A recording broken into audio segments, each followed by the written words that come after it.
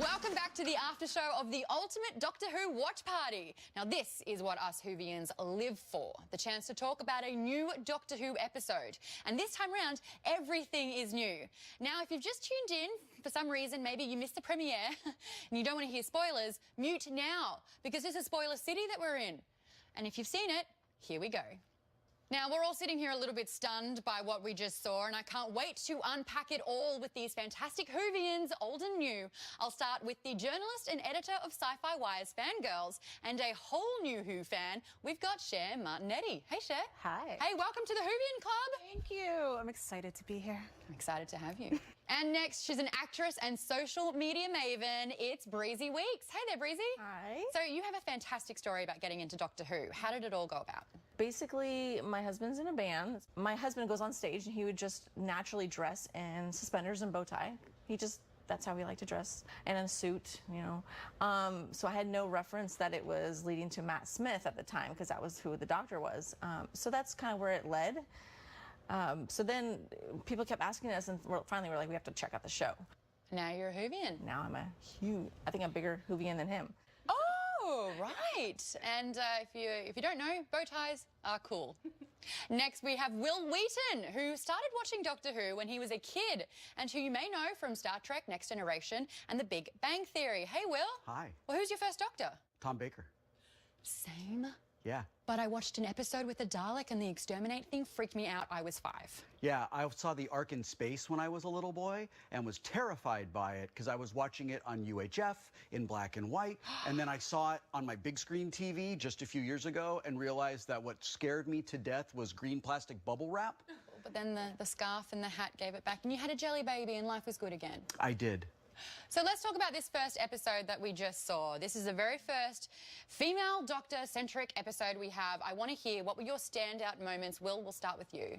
I was not expecting it to be as emotional and as affecting as it was. Usually when we see a Doctor right after regeneration, we are right off into the middle of a very intense adventure, and we definitely got that, but just that sense of loss and change, I just thought was a fantastic way to start out a new Doctor. Also, it cannot be overstated how great Jodie Whittaker does portraying a character who is thousands of years old. She doesn't have any uncertainty. You don't see her getting her footing as an actor. You see the Doctor getting his footing in her new body. And I loved that. Now, Shay, you're new to the Doctor. What do you think the Doctor is, or it embodies? Because she's using language and talking about, you know, only half an hour ago she was a white-haired Scotsman. What's your take on the Doctor, and how do you like Jodie as the Doctor? So I love her as the Doctor. I think everything that you just said completely hits the nail on the head, and she managed to be multiple things at once. Like, she was funny, she was sweet, she was endearing, she was emotional, she was smart, she was capable, and I love any time we can see a female character like that on any screen, so I'm completely all in. Welcome to the Whovian Club. Yes! That's right, you did so well. You guys like me, you really do. Breezy, your take on this Doctor? I'm very excited as well. I was hoping she would bring comedy back in there. I was just waiting on edge to see how she's going to be with that, and that was brilliant the way she was. So yeah, I'm just excited for a female, and I just loved her reaction too when someone was calling her, you know, responding, and she's, "Why are you calling me a madam?" Yeah, you know, and so it was like, because you're a woman. Yeah, exactly. I am. Like, oh, does it look good?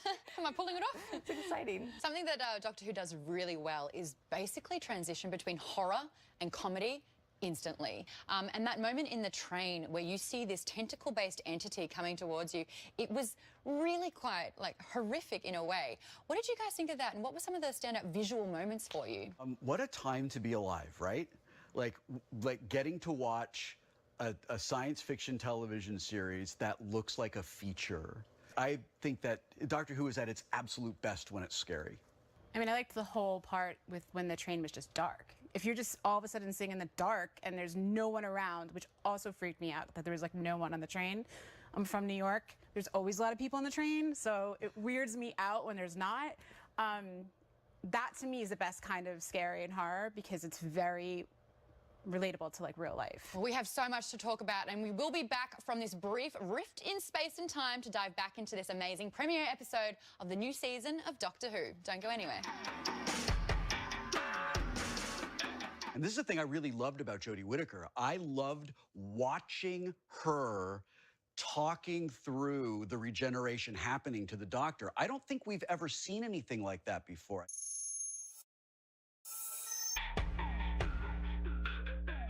Welcome back to the ultimate Doctor Who watch party after show, where I've been joined by some of our party guests to talk new Who. Now, if you don't want to hear spoilers, get out of here, because we've got so many coming at you. We are breaking down this episode. So every Doctor really does bring their own take onto it, and I think that fundamentally they have to be quirky. But Will, I want to hear from you, since you know a lot of iterations of the Doctor. What did you think of Jodie's? I have never been as excited for a season of Doctor Who as I am right now in this moment. I cannot wait to see what she does. Her comedic timing is flawless. And I loved seeing her talk through the cells are changing, and I'm having memories, and I can't remember the bit where she can't remember what a tongue is. Like, I cannot wait for the next episode. Kind of noticing this great parallel between like the female and male characters here, where it's like when you're introduced to Yaz, she's a female police officer, and she's regulating two women having a squabble about a car space, and she's just going, this isn't something we need to argue about. You've got the Doctor who's just like, I've got a plan, I'm going to figure this out. And then you've got Nan, who runs towards danger. And I think that that's amazing. But then you've also got characters like Graham, who's almost our inner monologue and dialogue here, where it's like, wait a second, this is really quite dangerous and we should be safe here. Where do you think you fit in that? What would you do? I think, well, two things. I just want to like comment on what you said about how we're seeing women in the show running towards the danger. And I think we're finally seeing women doing the stuff that typically the male characters get to do. So it's no reason not to see it. Yaz is operating the crane.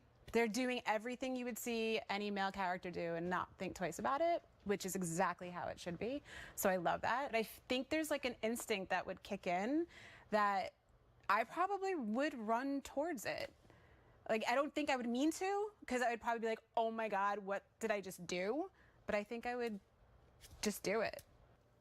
I think we all want to be that person when our friends and loved ones are in danger, that we go like, well, I have to protect them. And I loved seeing that from like all these female characters taking that initiative and just jumping headfirst into it. And I am so hopeful that the Doctor fills the role that Nan left for Ryan. Oh, I love that. Do we want to talk a little bit about the companions or friends or this new group that we have going? Usually in Doctor Who, it's not three. But this time we do have three, and they're so unique in their own ways. Do you love the balance that they're giving? You're invested in these characters. Like, you genuinely care what was happening to every single person, and you felt it when Nan died at the end, and you felt emotional watching the YouTube video. So, yeah, I'm into it because I actually care about where their stories are going. Like, I want to see Yaz fulfill all the things that she feels that she's capable of doing that she wasn't getting to fulfill in her job. And I want to see Ryan and Graham maybe find a part of themselves that they didn't know existed before, because that seems to be what Nan was fulfilling in them and like helping them kind of get that push to feel that confidence. And I like that the women are super confident and the men are unsure.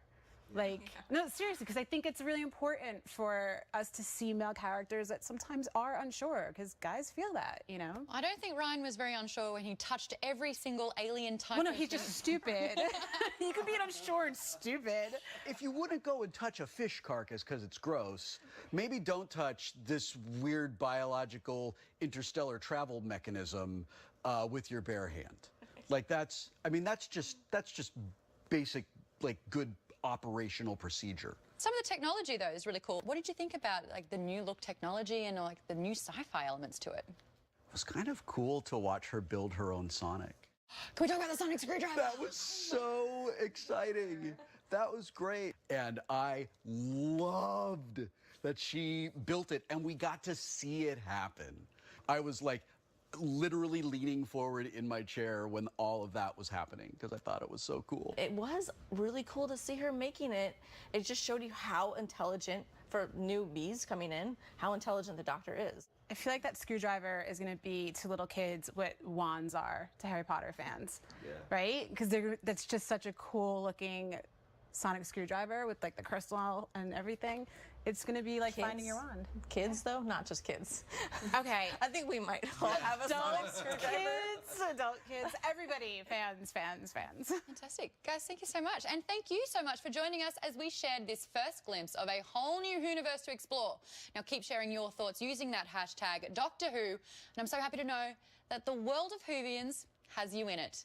Thanks so much. See you next time.